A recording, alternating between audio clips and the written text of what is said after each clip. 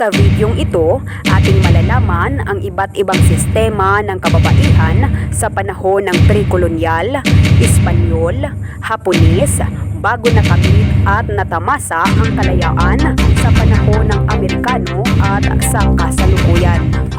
Noong panahon ng pre-kolonyal, ang mga kababaihan ay kapantay ng mga kalalakihan sa lipunan. Sa panahong ito, bago pa dumating ang mga Espanyol, ang mga kababaihan ay inatasang sa bahay lamang, maglinis at mag-alaga ng kanilang mga anak. Ngunit nang dumating ang mga Espanyol, limitado lamang ang karapatang taglay ng kababaihan sa panahong ito. Ayon sa Boxer Code, ang mga lalaki ay pinapayagang magkaroon ng maraming asawa, subalit maaaring patayin ng lalaki ang kanyang asawang babae sa sandaling makita niya itong may kasamang ibang lalaki.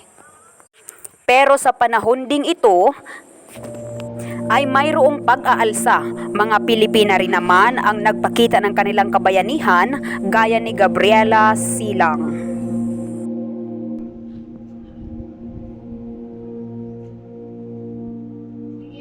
Alam mo ba, ang tanging nais ko lamang ay ang makapag-aral. Maging ako rin, sabi ko yung matuto sa kaalaman. Tila ba tayo pinagkaitan ng karapatan? Ngunit hanggang dito na lang ba tayo mananatili? Sandali lang, Lulu.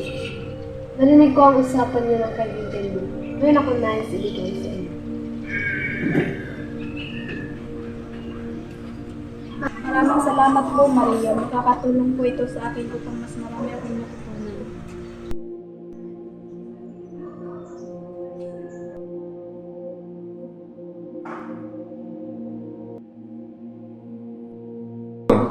Nandyan ka na pala, anak. Subalit ang bata ka.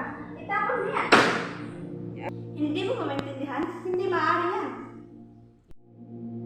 Ina, patawarin niyo po ako sapagkat hindi ko na po kayang tiisin ang ganitong sitwasyon. Natanggap ako sa bilang ng pag-aalsa. Nais ko pong makilaho. Mahal na mahal ko po kayo.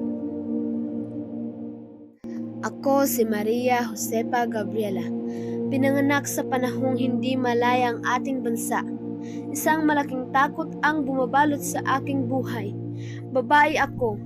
Oo, babae ako. Takot akong masaktan at hindi dapat lumaban. Namatay ang aking asawa, ngunit hito ako ngayon. Oo, babae ako. Ako ang babaeng magpapatuloy sa revolusyong sinimulan ng aking asawa. Nandito na ang babaeng pinuno ng kasaysayan. Ipaglaban natin ang ating karapatan. Sa panahon naman ng Hapones, ang mga kababaihan ay kabahagi na ng mga kalalakihan sa pakikipaglaban sa mga dayuhang Hapon. Ngunit sa panahong ito, nagdala rin ng lubos na takot sa kababaihan dahil may ilang kababaihan ang naaabuso sa panahong ito. At ito ay sa kamay ng mga Hapon. At sa panahon ng Amerikano, naging mas makabuluhan ang gampanin di lamang ng mga babae pati na rin ang mga lalaki dahil sa tinatamasang kalayaan. Ang mga babae ay nagkaroon ng karapatang bumoto, pagkakataong mag-aral, naging pantay ang pagtanggap ng mga paaralan sa mga babae sa panahong ito. At sa kasalukuyan, marami ng pagkilos at batas ang isinulong upang mapagkalooban ng pantay na karapatan sa trabaho at lipunan ang mga kababaihan, lalaki at pati na rin ang LGBT.